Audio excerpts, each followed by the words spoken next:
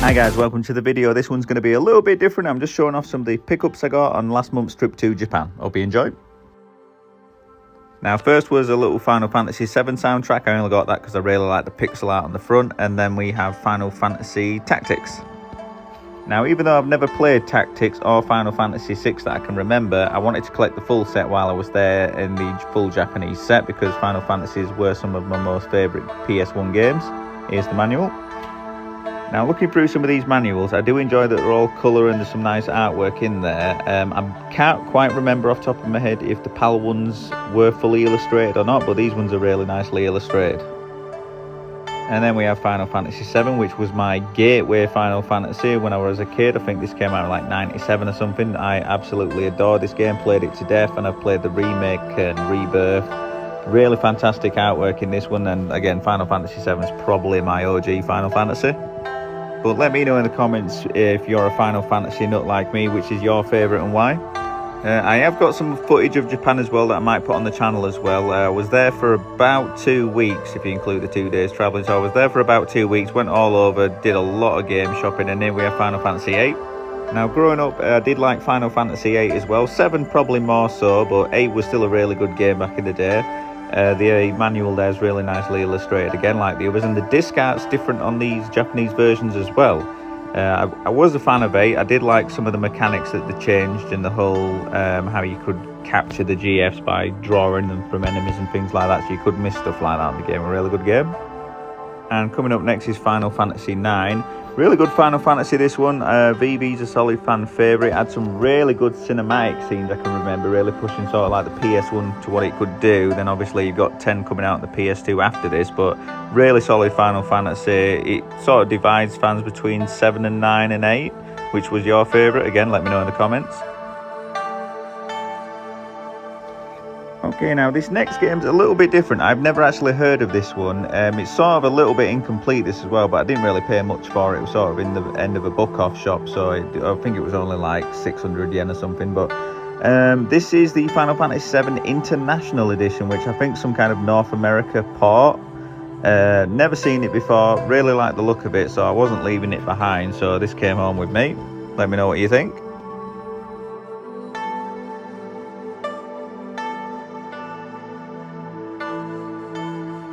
Okay, next we have Metal Gear Solid on the PS1. I didn't really intend on buying this. I saw it in the shop and I just, for some reason, didn't want to leave it behind. I don't really intend on collecting Japanese games per se. I mainly went for the Final Fantasies, but I saw this and I thought, well, here's a Japanese game. It's Konami back in OG Konami, so I thought, I'll grab this, add it to the collection. It looks really good. The artwork looked really good on it.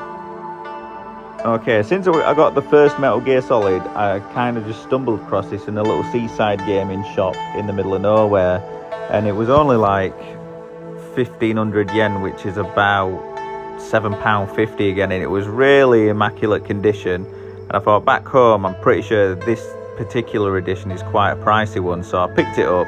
Came with a really nice art book, and I thought it looked good on the shelf, and I'm a big Metal Gear Solid fan, so again, I wasn't going to leave it behind for that sort of price.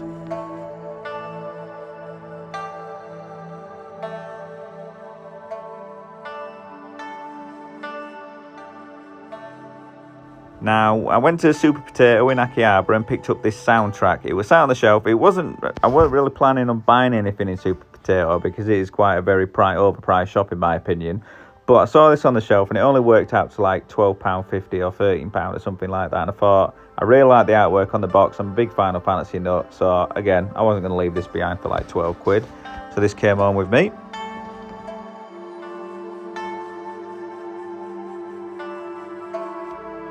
And one more soundtrack I think should do. This is a full collection of Final Fantasy soundtracks. I haven't gone through and actually listened and gone through the book to figure out what actual games are on it fully. I just liked the artwork and it's Final Fantasy, so a bit of a win-win. And again, most of these games were, you know, 1,000 yen, 2,000 yen, so these soundtracks were next to nothing, so I weren't leaving them behind and looked cool.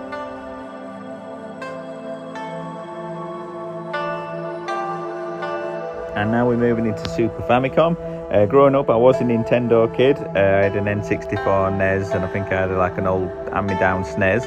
So a lot of these games I did enjoy as a kid. Mario RPG I never did play, but I have got it on the Switch, the remaster that came out a few months ago. So most of these you're paying in Akihabara, you're paying on condition and things like that. So if the colour's slightly, well, like you would see in CEX over here, if it's based on condition entirely. So sometimes you can get them for better prices, sometimes they're more. But overall, I'm happy with the ones that I got. There's only one that didn't have a manual, but I didn't see another copy of it, so I just picked it up. And this next game is Super Mario World. Now this is one that I'd really aimed to get. This is one that I was actually outright looking for when I went there. It isn't the cheapest. It's about, in good condition, it's about 4,000 yen, which is about 20 odd pound. And compared to some of the other Super Famicom games, this is quite a pricey one. This wasn't the best condition one that I'd seen, but the other one was way up there in price. So it was, I think it was like 6,000 yen, and for that I was happy enough just to get this one for around 4,000 yen, so that's again about 20 quid. So overall, really happy with it. Came with a manual. I could have done a bit more shopping around and try and find a nicer conditioned one where the colour's a little bit sharper on it, but overall I was happy with this, and it's just ultimately it's just going to sit on the shelf anyway for me to look at. And next, back to Final Fantasy. This is just a little music box. I've collected 7 and 8. That's just added to the collection. And then I went to Nintendo Tokyo and grabbed the t-shirt and the tube. Probably just going to keep this in the tube. Now, in all of the Nintendo stores in Japan, every 5,000 yen you spend, again about £25, you'd receive one of these mystery Christmas baubles. And then obviously, since I bought a fair bit at the store, I ended up being able to collect, luckily, all 4 of them. There you go. So, Nintendo/Christmas fans, you were in luck.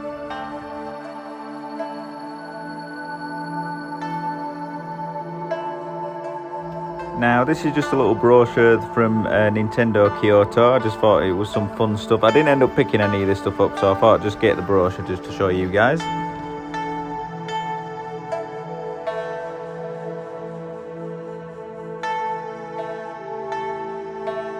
And here's a collection of some of the bits that I picked up in the Nintendo store.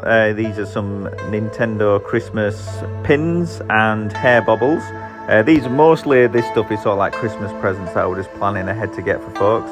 And in the Nintendo store, they had an umbrella section. I had to pick up something for Resident Evil, and this is from Dead Rising, I believe. It's a little mascot in the mall.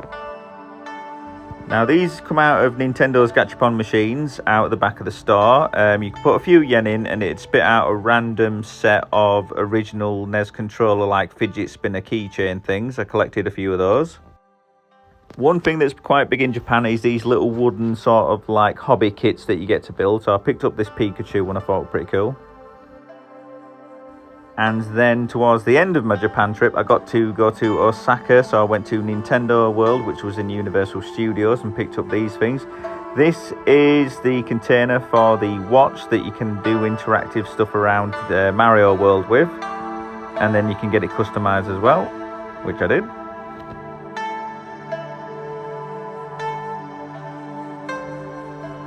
And then on my way out the store, I saw this little biscuit tin thing for Yoshi Egg, and I thought I have to get that as well. They were only a few yen, so I thought that's coming on with me. I ate the biscuits.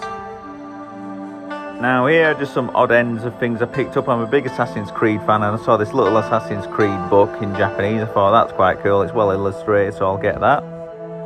And weirdly, one of my favourite picks for this whole trip were these tiny little, I think originally these are little Coke bottle toppers that you put on top of your Coke bottles back in the day. But they were literally like 200 yen a piece, so next to nothing, but I had to get a little set of them. I let my friend get a few for his collection as well, but these looked too good to be not sat on a shelf. I thought they look really good in front of the games on the shelf. Judge for yourselves.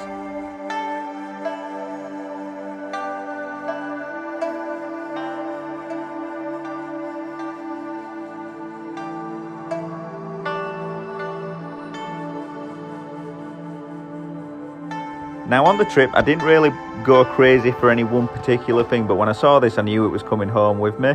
It's the Final Fantasy VII Rebirth Collector's Edition that was apparently only released in Japan. So once I found that out, it was coming home with me. I think I only spent like £60 on it, and for what I got, I think it was worth it.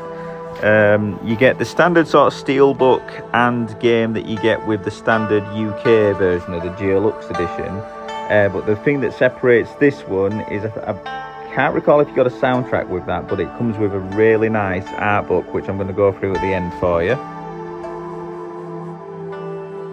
Now, any Final Fantasy VII fans, if you've got to play Rebirth, it's amazing. I thought it one of easily my favourite games of the last couple of years, so that absolutely this was coming home with me. I left it initially, but then I pretty much went back to the store the next day to grab it.